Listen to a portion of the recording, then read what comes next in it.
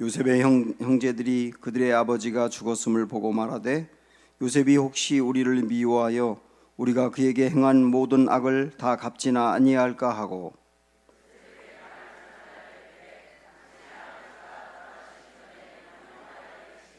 너희는 이같이 요셉에게 이르라.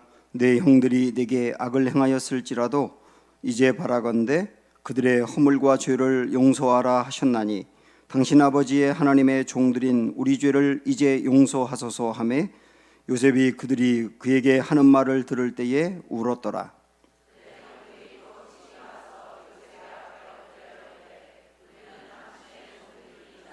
요셉이 그들에게 이르되 두려워하지 마소서. 내가 하나님을 대신하리이까.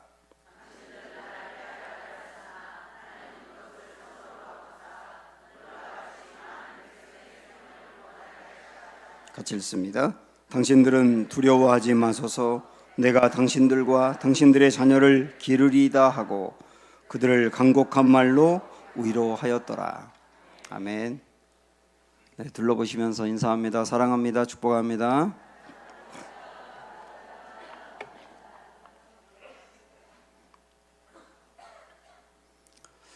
고려대학교 법대를 다니는 학생이 있는데요. 이 학생은 평상시에는 아주 괜찮은데 시험을 보면 꼭 백지를 냅니다. 그래서 참 이상하다 싶어서 교수님이 상담을 받도록 인도를 했습니다. 여러 차례 상담을 받으면서 이 친구가 이제 고백하는 것이 뭐냐면 나는 법대를 다니고 싶은 마음이 하나도 없고 법관이 되고 싶지도 않습니다. 그런데 아버지가 너무 강압적으로 법대를 가라고 해서 온 겁니다. 그런 고백을 하는 거예요. 그리고 알고 보니까 이 아버지는 워낙 강한 분이라서 어릴 적부터 이 아이를 자기 마음과 뜻대로 쥐고 흔들었어요. 그래서 아이가 어떤 장난감을 갖고 싶은지 물어보지도 않고 아버지가 장난감을 일방적으로 사다가 아이에게 주면서 갖고 놀라고 합니다. 이 아이는 그 장난감이 싫은데도 그걸 갖고 놀지 않으면 아버지에게 꾸중을 들을까 봐 재밌게 갖고 노는 척을 하는 거예요. 그렇게 어릴 적부터 살아온 겁니다.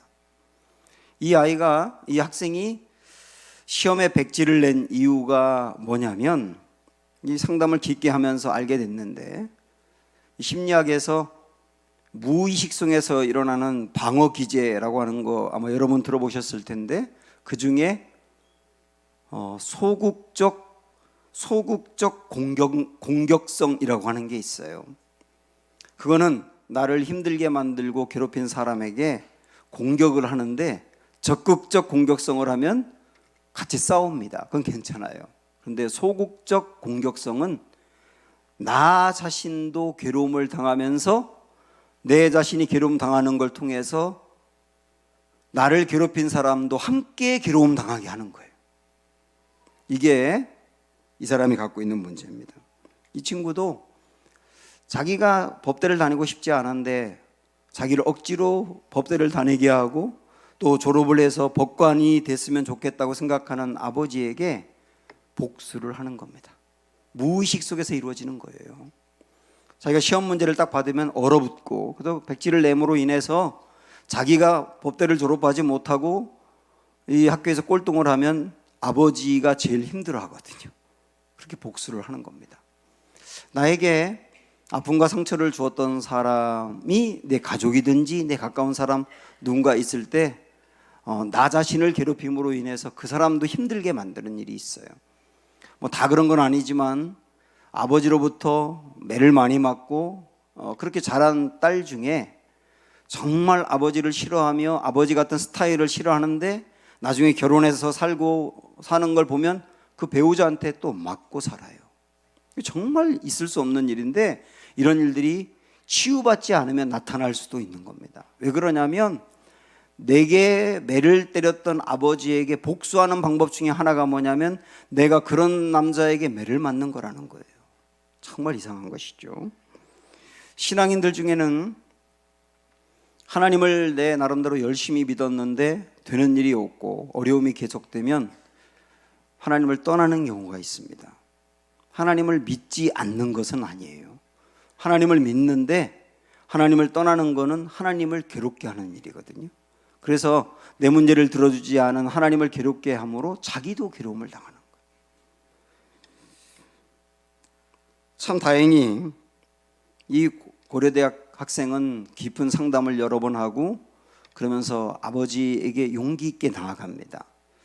아버지와 대화할 수 있는 기회를 갖고 내가 어릴 적부터 얼마나 힘들었는지, 그리고 아버지에게 얼마나 불평이 많은지, 불만이 많은지 전부 다 이야기를 하고, 내가 왜 시험 문제를 받으면 백지를 낼 수밖에 없는지 그 과정들을 전부 다 설명을 합니다. 아버지는 전혀 몰랐는데 충격을 받게 되고 그 아들에게 진짜 잘못했다고 용서를 빌게 되고요. 이 아들은 용서를 비는 아버지를 정말 용서를 해주게 됩니다. 그랬더니 참 놀라운 게 뭐냐면 아들이 그 아버지를 용서하는 순간 아들과 아버지의 관계가 회복이 되는 거예요.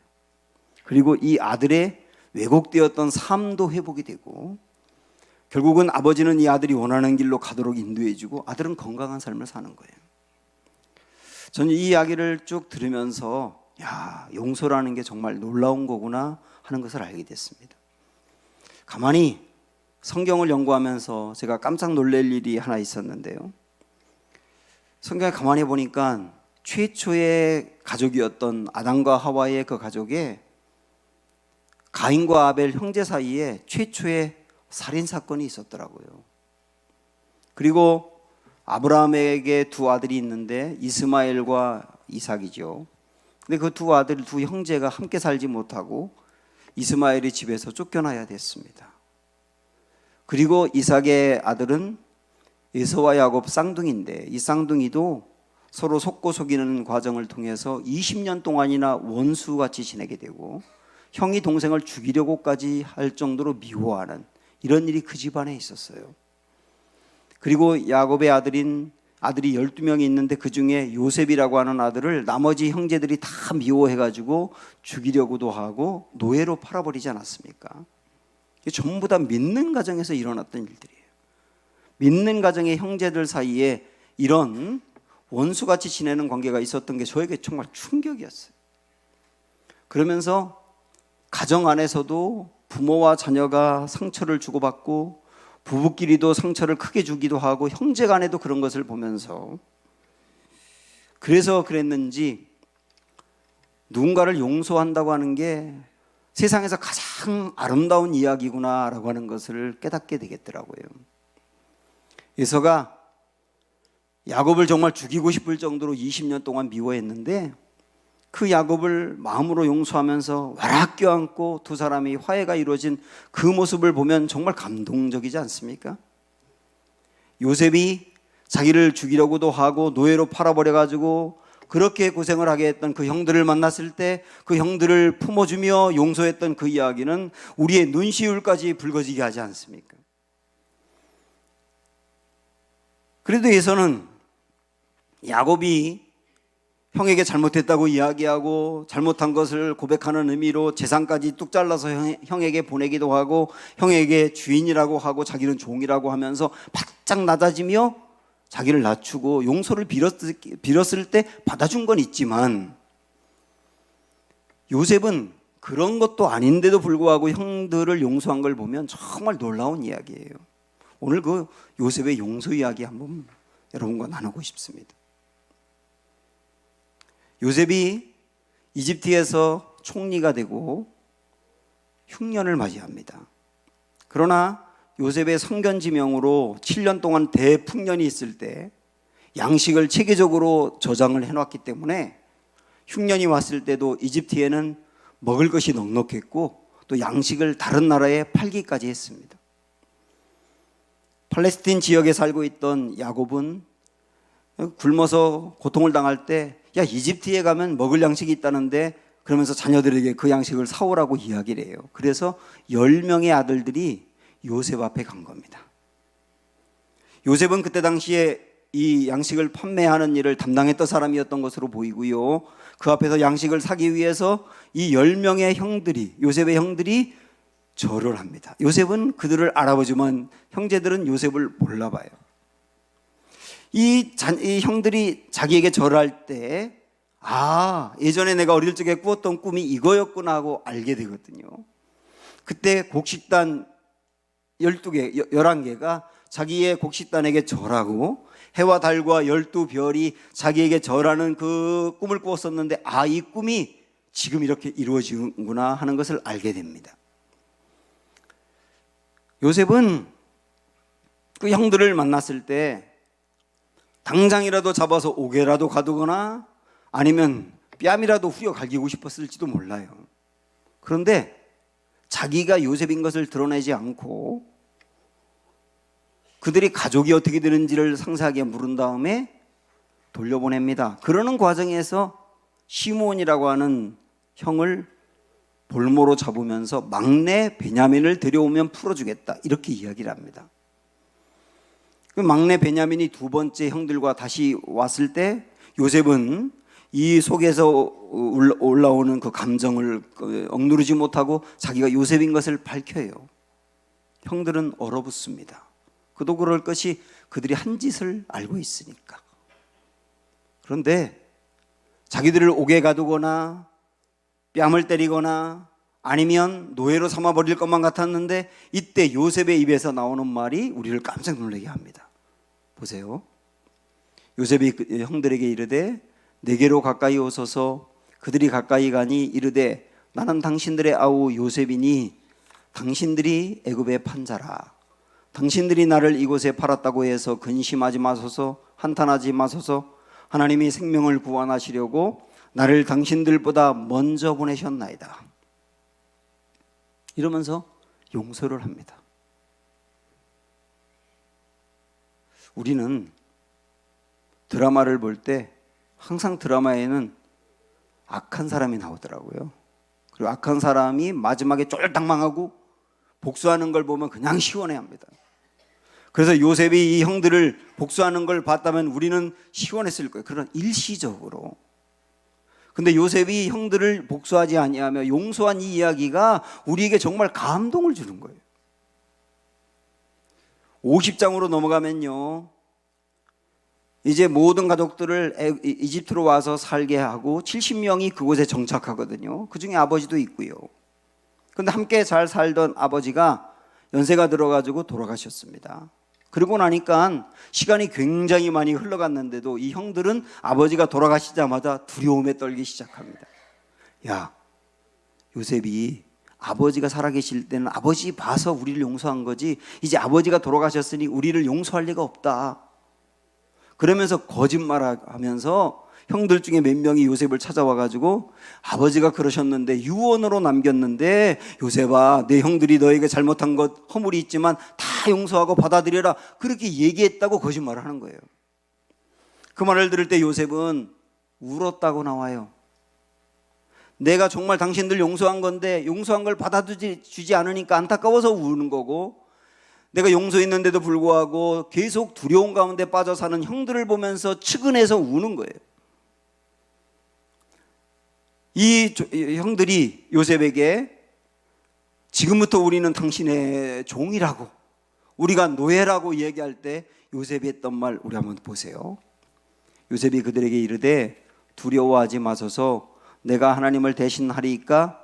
당신들은 나를 해하려 하였으나 하나님은 그것을 선으로 바꾸사 오늘과 같이 많은 백성의 생명을 구원하게 하시려 하셨나니 당신들은 두려워하지 마소서. 내가 당신들과 당신들의 자녀를 기르리이다 하고 그들을 간곡한 말로 위로하였더라. 저는 하나님이 아니에요. 하나님이 아니기 때문에 제가 판결하고 심판하지 않아요. 전 당신들 용서해요. 당신들뿐만 아니라 우리 조카들도 제가 다 기를 테니까 걱정하지 마세요. 염려 붙들어 매세요. 그러면서 내 마음을 받아주라고 간곡한 말로 위로했대요. 즉 간곡하게 붙들고 매달릴 사람들은 형들인데 오히려 요셉이 내 마음을 받아달라고 간곡한 말로 위로했다고 해요. 이 말씀을 읽는데 예수님 생각이 납니다. 십자가 위에 계신 예수님. 십자가에 못 박힐 때까지 골고다 언덕을 올라오면서 수없이 매를 맞았거든요. 그때 당시에 채찍은 끝에 납덩이가 달려 있어가지고 몸에 딱 댔다 떨어지는 순간 살점이 뚝뚝 떨어지는 거예요. 예수님은 온몸이 성한 데가 하나도 없었어요. 그 모습으로 십자가에 못 박힌 거예요. 가시 면류관을 머리에 썼는데 거기서 가시가 온몸을 찌르면서 피가 사방으로 흐르는 거예요. 예수님은 머리끝부터 발끝까지 희로라기 하나도 옷을 입지 않고 벌거벗은 채로 못 박히셨어요. 너무나 많은 피가 흐르다 보니까 갈증을 느껴서 견딜 수가 없었어요. 그 예수님의 모습을 바라보면서 사람들이 놀리면서 하는 말이 뭐냐면, 너 자신이나 구원해봐. 다른 사람을 구원한다고 말하지 말고 너 자신이나 구원해봐. 그러면서 예수님을 놀리는 거예요. 어떤 사람은 침을 뱉어요. 병정들은 예수님을 십자가에 못 박고 그걸 보면서 낄낄거리고 있는 거예요. 예수님이 무슨 죄가 있어요? 그런데 예수님의 입에서 십자가 위에서 힘이 하나도 없는 상황에서 정말 간절히 기도를 합니다. 우리 주님이 뭐라고 하느냐면, 아버지, 저들을 용서하여 주옵소서. 저들이 모르고 하는 겁니다. 이거 이해가 되세요? 이 예수님의 용서는 예수님이 어떤 사람들까지 품을 수 있는지, 예수님의 용서의 그 넓이가 얼마나 넓은지, 어떤 사람까지 품고 용서할 수 있는지를 보여준 명백한 말씀이거든요. 요셉은 앞으로 오실 예수님을 미리 보여주는 예표하는 사람입니다. 요셉이 형들을 용서한 걸 보면서 우리가 알 수 있는 게 뭐냐면요, 나의 가족이라든지 직장의 동료라든지 내 가까운 사람들이 나에게 힘들고 어렵게 상처를 주어서 관계가 무너질 수 있는데, 이들과의 관계에서, 사람들과의 관계에서 생긴 상처와 아픔은 오직 용서를 통해서만 회복이 됩니다. 누가 용서를 하는 거냐? 피해자가. 가족이든 누구든 똑같아요. 서로 상처를 주고 아픔을 주어서 관계가 무너져 있고 깨져 있다면 이 관계가 회복되는 길은 오직 하나밖에 없어요. 피해자가 용서하는 길밖에 없어요. 가해자가 피해자에게 와가지고 정말 잘못했다고 무릎을 꿇고 용서해달라고 해도 피해자가 용서를 해주지 않으면 관계는 회복이 안 되는 거예요. 관계 회복은 오직 하나, 피해자가 용서하는 길밖에 없어요.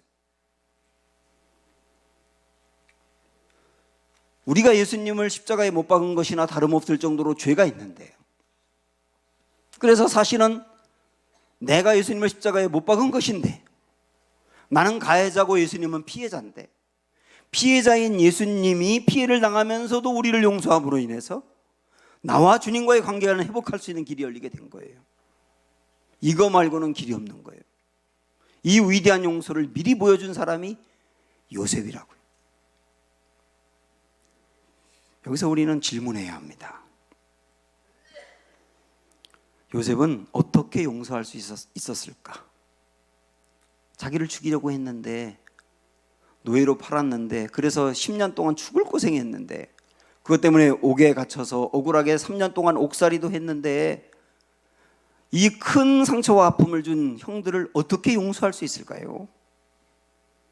저는요, 요셉이 믿음이 워낙 좋고 성품의 도량이 원체 넓어서 형들이 자기들을 버리고 포로로 팔아버렸을 때, 그때부터 이미 형들을 쿨하게 용서했다? 절대 그렇게 생각 안 합니다.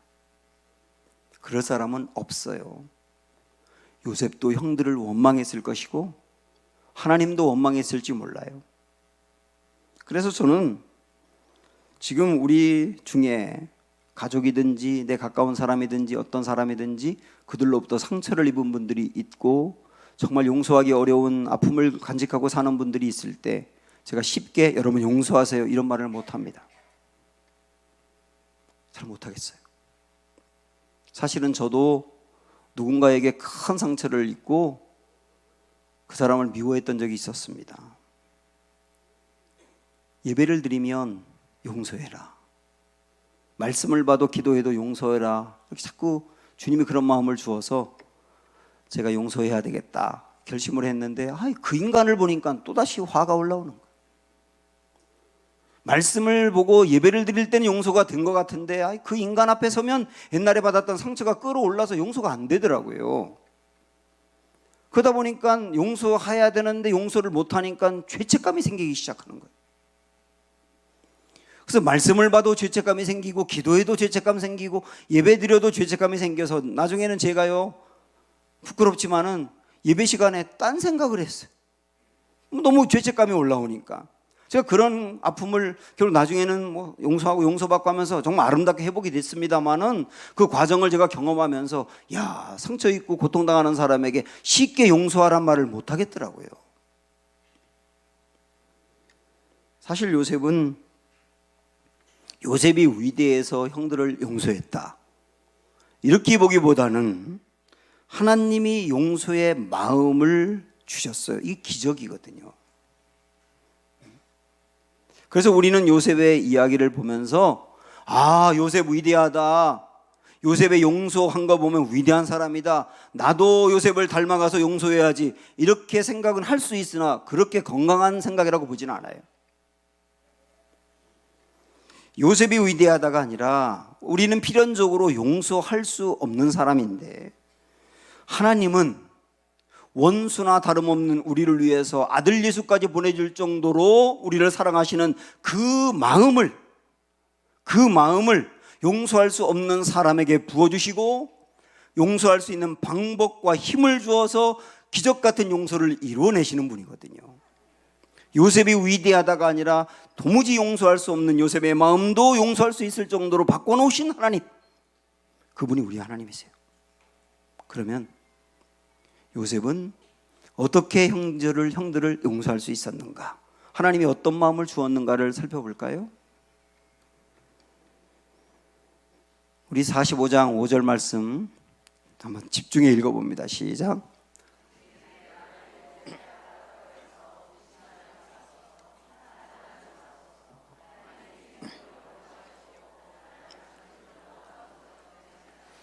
표면적으로 보면 형들이 동생을 판 게 맞습니다. 요셉은 팔린 거예요. 그런데 하나님이 요셉의 마음에 어떤 해석을 주었느냐면, 표면적으로는 형들이 나를 판 게 맞지만 이것은 많은 사람을 건져내게 하기 위해서 하나님이 나를 먼저 보내신 거다. 이거를 해석하게 하고 받아들이게 한 거예요. 7절 봐도 마찬가지입니다. 하나님이 큰 구원으로 당신들의 생명을 보존하고 당신들의 후손을 세상에 두시려고 나를 당신들보다 먼저 어떻게 했다고요? 보내셨다고요. 팔렸다가 아니고 보냄받았다. 나는 팔린 거야. 여러분이 지금도 요셉이 팔린 것처럼 고난을 당할 때 그 사람이 나를 공격한 거야, 그 사람이 나를 불행하게 만드는 거야, 그 사람이 나를 이렇게 힘들게 만든 거야 라고 그 사람이 한 것을 표면적으로 그것만 붙들고 있으면 절대 용서가 안 되죠. 상처는 더 커가는 거죠. 그런데 나를 팔았다가 아니고 하나님이 나를 보내셨다, 그렇게 해석이 될 때 위대한 용서가 가능했다는 거예요. 이 은혜입니다. 이것을 신학적인 용어로 뭐라고 말하냐면 섭리신앙이라고 말합니다. 섭리신앙. 섭리라고 하는 말은, 이 말을 좀 이해하려면 이와 좀 반대 개념의 그 용어를 먼저 말씀드려야 되겠는데, 18세기 계몽주의 시대에 이신론이라고 하는 그 이론이 있었습니다. 이 이신론은 뭐냐면, 하나님이 천지를 창조한 것을 인정해요. 그러나 천지를 창조한 다음에 하나님은 빠지고 이 세상이 자기 스스로 질서 있게 돌아가고 있다. 하나님이 개입해서 돌리는 게 아니고 이 세상이 질서 있게 스스로 돌아가고 있다. 그래서 어떤 결과가 나오는 것은 어떤 원인이 있기 때문에, 원인이 있고 결과가 생기고 결과는 어떤 원인이 있기 때문에 이 인과관계에 의해서 돌아가고 있는 거다라고 주장한 게 이신론이거든요. 불교의 연기론이라고 있는데, 이 연기론도 마찬가지 어떤 원인이 있기 때문에 결과가 생기는 거라고 하는 논리인데 똑같은 말이에요.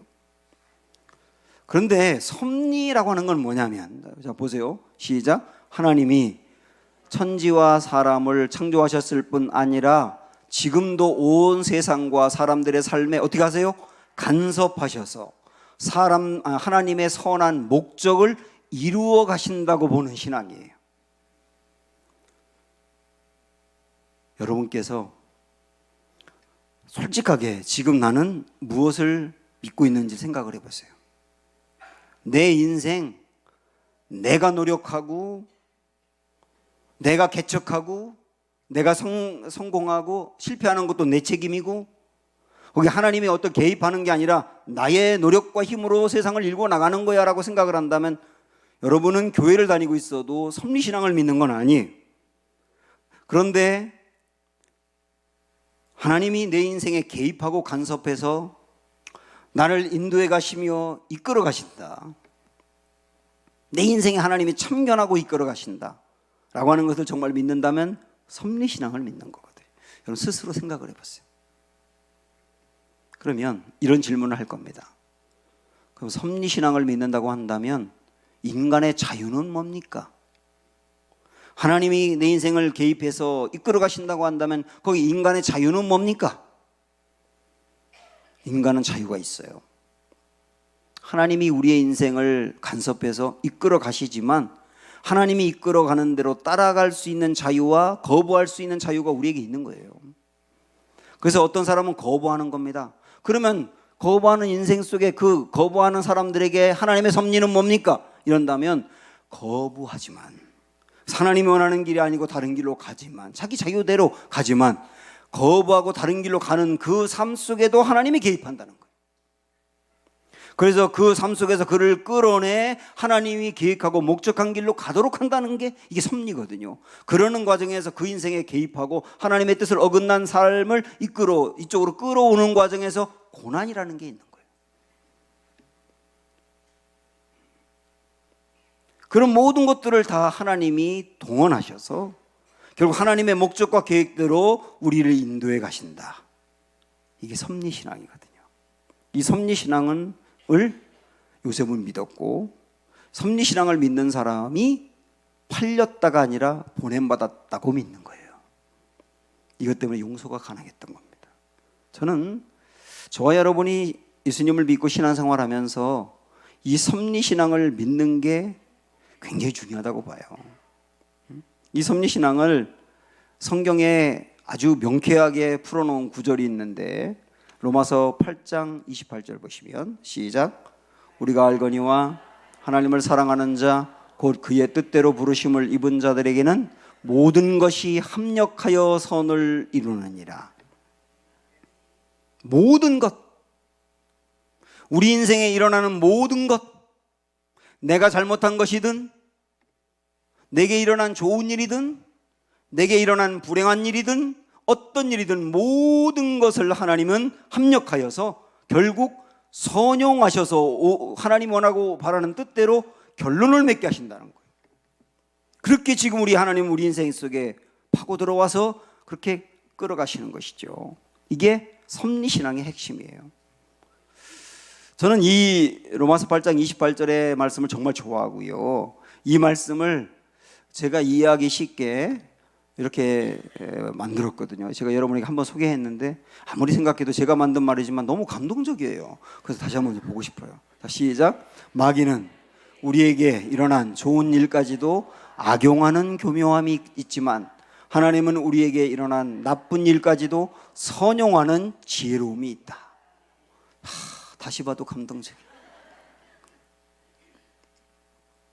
마귀는 내게 일어난 좋은 일, 그것도 악용해서 좋은 일을 경험할 때 교만하게 만든다든지, 그래서 좋은 일에 푹 빠져가지고 신앙의 열정을 잃게 한다든지, 그래서 하나님에게서 멀어지게 만드는 교묘함이 있다니까요. 경험하셨잖아요. 근데 하나님은 우리에게 일어난 나쁜 일, 고난이라든지 어떤 아픔이라든지 나쁜 일까지도 선용하셔서 결국은 우리 영혼에 좋게 만든다든지 우리 인생에 유익이 되도록 결론을 맺게 하시는 지혜로움이 있는 거예요. 이걸 믿는 게 뭐라고요? 섭리신앙이라고요. 이렇게 우리 인생에 간섭하셔서 섭리 가운데 이끌어 가시는 하나님은 우리를 구원받도록 모든 것을 합력하여 선을 이루시는 거예요. 도저히 구원을 받을 수 없는 가정이라든지 그런 상황에 빠져 있는 사람들의 인생에도 고난을 주든 어떤 사람을 붙이든 아니면 갑자기 회의에 빠지게 하든 어떤 일이든 그의 마음을 움직여서 교회를 나오게 만들고 복음을 듣게 만들고 들을 때 마음을 열어서 예수 그리스도를 구주로 받아들여서 구원받게 하고, 구원받은 사람을 그대로 두는 것이 아니라 모든 걸 합력해서 그 구원을 지키시고 보존해서 하나님 나라에 갈 때까지 지켜주시는, 이게 하나님의 역사거든요. 우리 그런 사람이라서 그거 생각하면 정말 안정감이 생기는 거예요. 근데 우리의 구원만이 아니고 우리 인생에서 일어나는 모든 일들, 토막토막 일어나는 모든 일에도 하나님이 간섭해서 결국 그것마저도 선용하여 아름다운 결론을 맺게 하시는 하나님의 역사, 주님은 지금도 그 일을 하고 계세요. 요셉이 심각한 고난을 당할 때 형들이 그를 팔아서 끝난 인생 같았는데 그것을 선용하여서 결국은 하나님이 보낸 자로 만들어가지고 그의 가족을 살리고 주변에 있는 수많은 사람을 살려내는 사람으로 쓰신 것처럼, 하나님은 지금 요셉이 팔린 것 같은 고난을 당하고 있는 여러분들이 계시다 하더라도 여러분들의 인생을 그대로 두는 것이 아니라 선용하셔서 정말 놀랍게 역사하실 거예요. 이것을 믿는 사람은 고난 중에도 절대 좌절하지 않습니다. 그 성도는 아무리 고난이 있어도 좌절하지 않아요. 넘어지지 않아요. 선용하는 하나님이 계시기 때문에요. 그리고 나를 팔아버리는 것처럼 정말 힘들고 고통스럽게 내게 상처와 아픔을 준 사람이 있다 하더라도 하나님은 그것마저도 나에게 유익되게 만드실 것이라는 것을 믿는다고 한다면 드디어 용서할 수 있는 길이 생기는 거예요. 섭리신앙이 용서로 가게 하는 거예요. 그래서 요셉은 아까 읽었던 50장 말씀 다시 보시면, 당신들은 나를 해하려 하였으나 하나님은 그것을 어떻게 하셨다고요? 선으로 바꾸사 오늘과 같이 많은 백성의 생명을 구원하게 하시려 하셨나니. 악한 의도까지도 선용하셔서 아름다운 결과를 맺게 하시는 주님, 사람들이 나에게 악으로 대해도 그거를 선으로 대하게 하시고 그것으로 좋은 열매를 맺게 하시는 주님, 그분이 저와 여러분의 하나님이세요.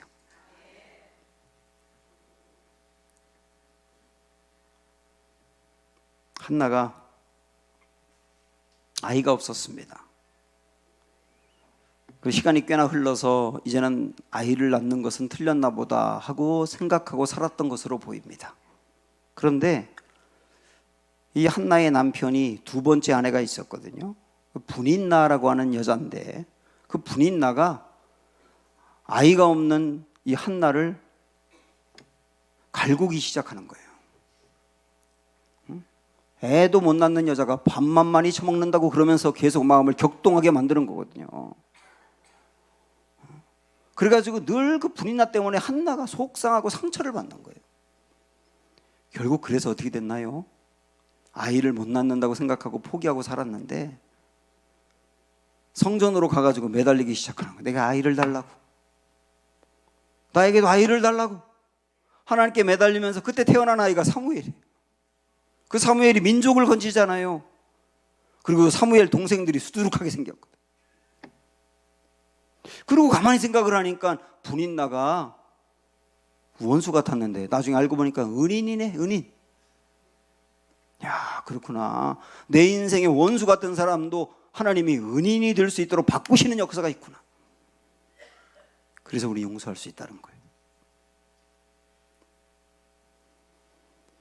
지금까지 우리는 하나님이 요셉의 인생을 선용하셔서 고난마저도 아름답게 쓰셔가지고 요셉을 정말 용서하는 사람으로 바꾸신 역사, 그 말씀을 보았습니다. 그런데 하나만 더 보고 싶어요.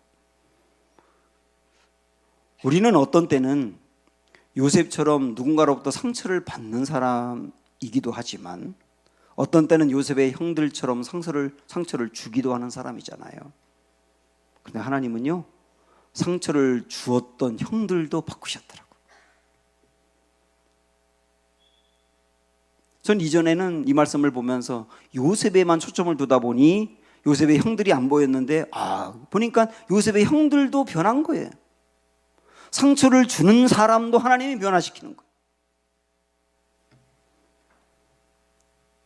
창세기 44장에 보면 형제들이 두 번째 양식을 사러 요셉 앞에 왔을 때, 그때 아직은 요셉은 자기가 요셉이라고 하는 것을 이렇게 알리지 않을 때고요.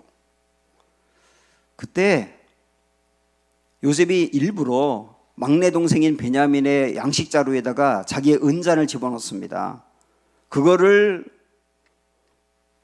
핑계로 베냐민을 노예로 삼아버리겠다고 형들에게 엄포를 넣는 거예요. 이때 어떻게 하는지 보고 싶은 거예요.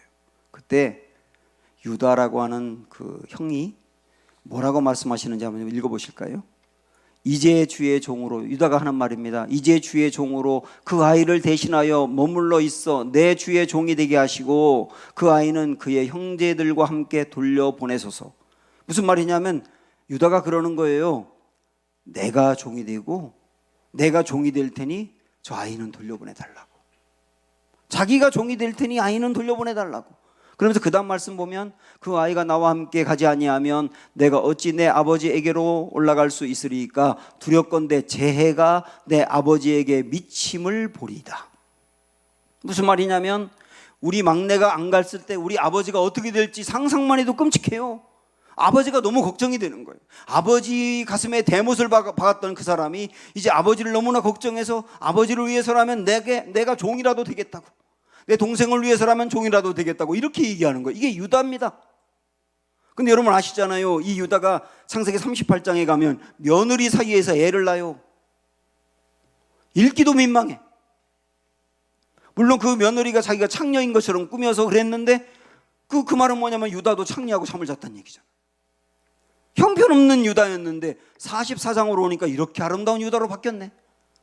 그러면 37장에서 그 동생을 팔아버리던 그 유다, 38장에서 형편없는 모습을 보이던 그 유다가 44장에서 어떻게 이렇게 아름답게 변했을까? 모르겠어요. 그 사이에 뭐가 있었는지. 근데 분명한 거 하나는요, 하나님은 고난을 당하는 사람은 고난을 선용해서 아름다운 결과를 맺으시는데 꼭 고난을 다 당해야만 아름다운 결과가 나오는 건 아닐 수도 있다. 형들은 고난을 당한 것은 아니었어요. 그러나 하나님은 일상적인 삶 모든 것을 다 동원해서 그들도 변화시킨 거예요. 그 중에 하나 우리가 추측해 볼 수 있는 것은 죄책감이라는 게 있어요. 동생을 팔아버리고 아버지 가슴에 대못을 박은 것 때문에 그 아들들이 죄책감이 많았는데 하나님은 죄책감까지도 선용하셔서 그들을 변화시켰을 수도 있는 거예요. 그렇구나. 하나님은 고난을 당하는 이들은 고난을 당할 때, 고난이 없는 이들은 고난이 없는 상황에서도 어떤 방법으로든지 선용해서 사람을 변화시키고야만 하는 사람이고 분이시고 우리 인생에도 그렇게 찾아와서 역사하시는구나. 이것을 우리가 오늘 알았다고 한다면 이게 마지막 결론입니다. 사랑하는 여러분, 우리 하나님을 신뢰하시기 바랍니다. 찬양하겠습니다. 오직 예수뿐이네.